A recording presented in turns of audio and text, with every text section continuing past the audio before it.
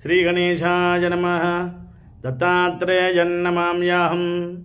నారాయణం నమస్కృత్య నరం చైవ నరోత్తమం దేవీం సరస్వతీం వ్యాసం తతో జయముదీరయేతు. మాఘమాసం 5వ రోజు వశిష్ఠ మహర్షి గారు చెబుతుండగా దిలీప మహారాజు గారు అత్యంత భక్తి శ్రద్ధలతో వింటూ ఉన్నారు. కుత్సుడు అనేటువంటి బ్రాహ్మణోత్తముడి యొక్క భార్య కర్దమ ముని గారి యొక్క కుమార్తె. వారికి ఒక సంతానం కలిగింది అనుకున్నాం. ఒక మగపిల్లవాడు పుట్టాడు. కుత్సుని యొక్క పుత్రుడు కాబట్టి కౌత్సుడు అనేటువంటి నామం వచ్చింది. ఉపనయనం అయింది. 12 సంవత్సరాల పాటు 12 వర్ష బ్రహ్మచర్యంగా ఉన్నాడు. వేదవ్రతాలు ఆచరించాడు. వేదం చదువుకున్నాడు. మానవుడు మగవారు బ్రాహ్మణుడు అనేటువంటి వారు తిరగాలండి, లోకాన్ని తెలుసుకోవాలి. మా మిత్రులు ఒక ఆయన ఉన్నారు, ఒక గురువు గారు. వారి యొక్క శిష్యులు 8 మంది. వాళ్ళు వేదం చదువుకున్న తర్వాత 12 జ్యోతిర్లింగాలు 1 సంవత్సరం పాటు నియమం పెట్టుకొని ఒక్కొక్క జ్యోతిర్లింగం దగ్గర ఒక్కొక్క నెల పాటు ఉన్నారు. ఈ విధంగా 12 నెలలు 12 జ్యోతిర్లింగాలు సంవత్సర దీక్ష చేశారు. వివాహం అయిన తర్వాత భార్య పిల్లలు ఇల్లు కట్టుకోవటం, దీనివల్ల బయట తిరగటం కష్టం అవుతుంది. క్షేత్రాలన్నీ చిన్నతనంలోనే వెళ్ళాలి. ఈ కాలంలో ఇంచుమించుగా ఒక 40-50 సంవత్సరాలలోపే మానస సరోవరం కూడా వెళ్ళొచ్చేయాలి. 40-50 దాటితే ఇంకా ఆయుష్, ఆరోగ్యము, తినే ఆహారాలు అన్నీ పొల్యూటెడ్ అయిపోయినాయి కదండి.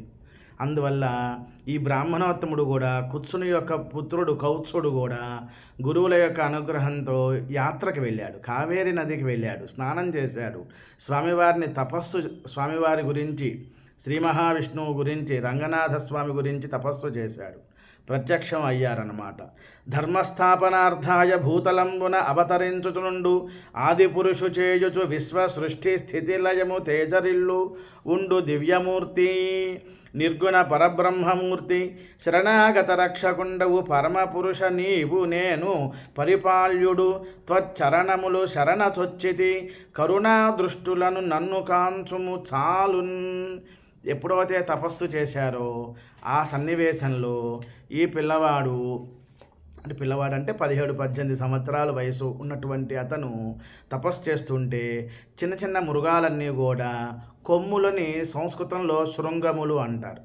మృగములన్నీ వచ్చి వాటి యొక్క కొమ్ములతో శరీరం మీద రాపిడి చేస్తూ ఉండేట.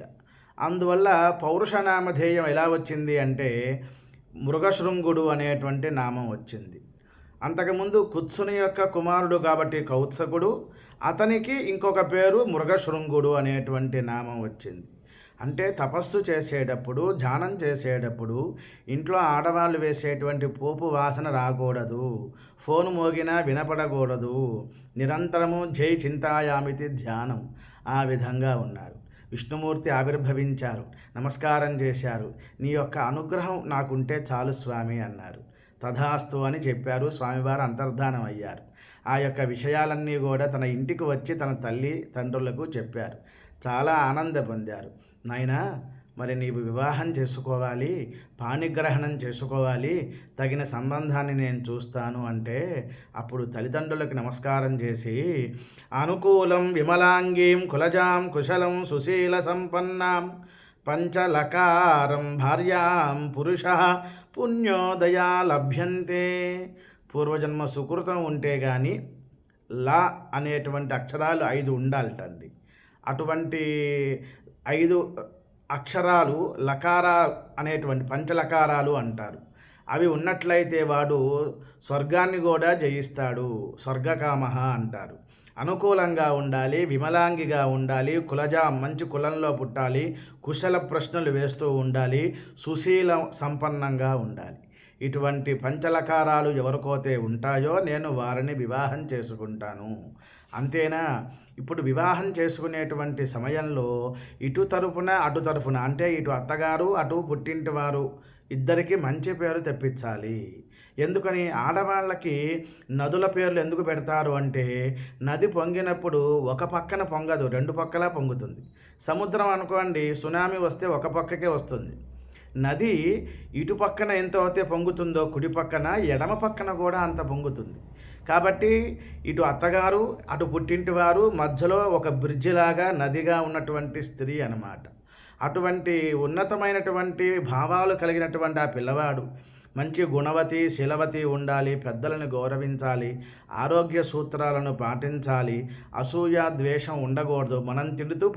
మనం భోజనం చేస్తూ మనం తింటూ 10 మందికి పెట్టాలి, అందరితోనూ సమానంగా ఉండాలి, పక్షపాతం పనికిరాదు, అత్తమామలను ఆదరించాలి, వినయ విధేయతగా ఉండాలి. ఇట్లా అతని ప్రతి మగవాళ్ళకి ఆడపిల్లలకి కూడా వివాహం ముందు ఎన్నో కోరికలు ఉంటాయి.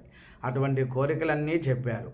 అంటే నేను వివాహం చేసుకుంటాను అని తల్లిదండ్రుల ముందు చెప్పంగానే చాలా ఆనంద పొందారు. ఇంకా సంబంధం కోసం ఎదురు చూద్దాం, ముందుగా గణపతి ప్రార్థన చేసి మన యొక్క ఇంటి కులదేవతలకి నమస్కారం చేసుకొని అప్పుడు వివాహ ప్రయత్నం చేద్దాం అనుకున్నారు.